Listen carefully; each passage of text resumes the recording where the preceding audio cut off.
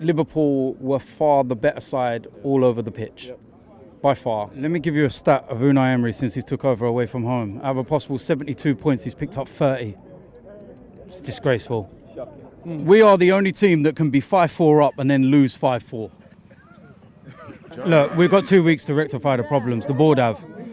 Go and make the changes. We've got 2 weeks to deal with it before the next set of league games. They have to make the decision. Otherwise, we're going to have to take things into our own hands. The fact that we could have gone 1-0 up would have possibly flattered us.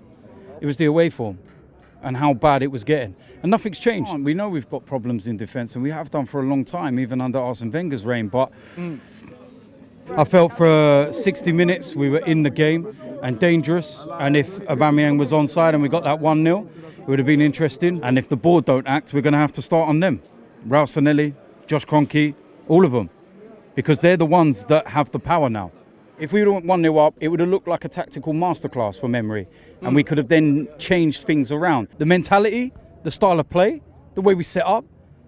You look at the creativity, you look at what Ozil did tonight, and you'll sit there and say, oh, it's Liverpool's B team, C team, or whatever. You still got to produce. If he didn't produce, then you'd be moaning. When he does produce, they're moaning. But ultimately, we lost again. And it was not an overly convincing performance. You cannot let this carry on. The attendance was embarrassing.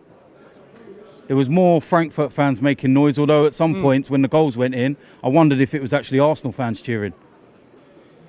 At 1-0, when we went 1-0 down, we go in at half-time.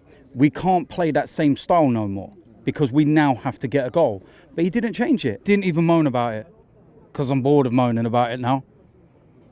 That's what it is already. If he doesn't start, why did Emery take him off? The reason why we was in the game in the first half was because Vardy missed an open goal. I honestly don't get what is going through his mind. I don't get his thought process. You look at Pepe being on the bench anyway. He's not playing in the Premier League. What's he saving him for? The FA Cup? And I don't see why he waited till the 80th minute to bring Lacazette on. I saw a fight within the team at 3-0. They didn't just completely collapse. But at the same time, I also think that Liverpool took the foot off the gas. They made substitutions and they were kind of like, you know what, it's done. And the goal we scored kind of makes it look a little less embarrassing than what it normally is here. You know, you give the manager a chance. I know I am giving him a chance, but it doesn't mean you can't question him. Don't mean you can't call him out when he makes mistakes. Playing sideways football. Boring. I'm bored of watching it.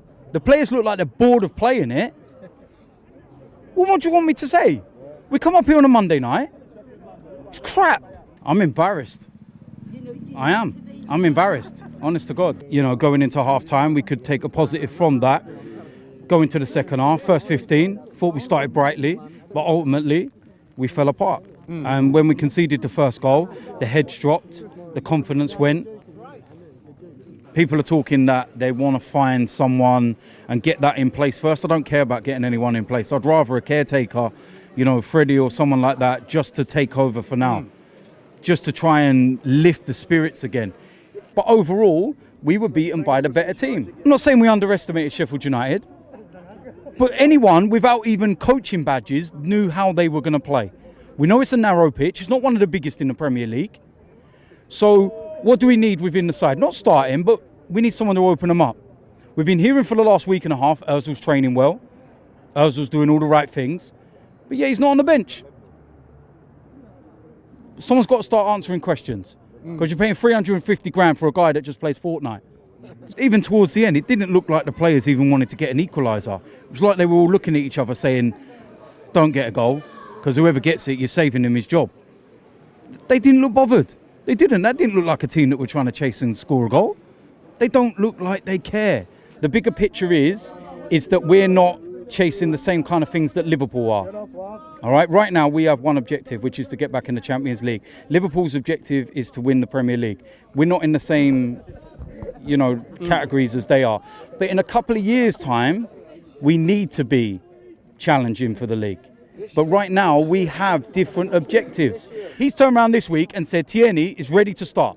He is ready. But today he's putting Kolasinac. They don't care about the manager. I'm bored of it.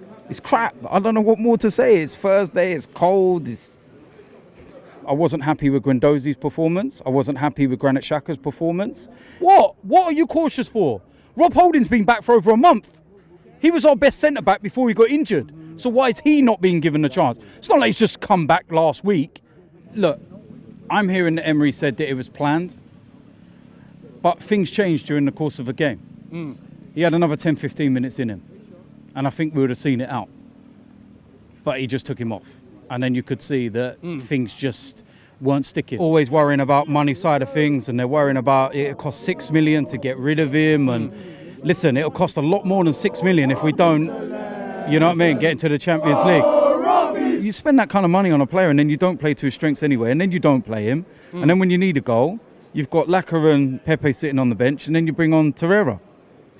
Come on, man. The formation we set up anyway, we're 3 at the back. That came out of the surprise on Wednesday. So obviously Unai Emery's looking at his own tactics and his own formations and saying it's not working. And then he's trying to start something new. And then the players are like, well, what's going on here? You know, Ozil's played 3 games this season and we scored 11 goals. So, you know, is there anyone ahead of him that's doing more? That can do more, should I say? No. Fullbacks again were the issue, but I feel at times they were left exposed against the 2 best fullbacks in the league. We all know that they're the best fullbacks, but someone clearly didn't set up to nullify them. Listen, we'll find out tonight, tomorrow. I want to see him gone. It's as simple as that. I can't say no more. I want to see what we're like with Ozil, Pepe, Aubameyang and Laka. Everyone wants to see it. So let's see it. What did I say to you before Wednesday? I said, I hope Tierney playing on Wednesday don't mean he's missing today. So what you're effectively saying is Kolasinac is a wing-back and he's better in the attacking third than Tierney. Because that's what a wing-back's job is, more in the attacking third than the defensive. But we had Rob Holding, who was dreadful tonight. And we've been calling for him to come back. Not on that kind of performance. Mustafi was Mustafi of old again. Silly own goal. There's no excuses, Robbie. I'm really disappointed with that. To show what kind of confidence levels we are at the moment, 1-0 down. Like I said, we fell apart. The players knew at that point we were not going to rectify the mistakes and go 1-0 down. We knew. The writing was on the wall. I saw fighting in the stands today for the first time. I saw people singing Emery out. Leicester fans were ironically singing "You're getting sacked in the morning," and Arsenal fans started joining in. Shows what kind of mess we're in at the moment, Robbie. I'm glad we've got a 2-week break. I've never looked forward to an international break as much as I am now, because it means that I can just forget about Arsenal for 2 weeks. Do you know what I mean? And we've got a left back, but we're not playing them. What are you doing? And like I told you, I'm bored of it. They ain't doing anything for us. I'm not even angry now. I'm expecting it, man. I'm bored of it. Just make the change and get Emery out, man. You know, people said to me, "Oh, you've changed over the last year or so. You're not as, you know, vocal and everything else." I said, well, hold on a minute. I got what I wanted, which was a change of manager. So I'm not going to start moaning after the first defeat, etc., etc. You've got to give the manager time. You've got to let him implement his ideas. But in a year and a half, what are his ideas? You tell me.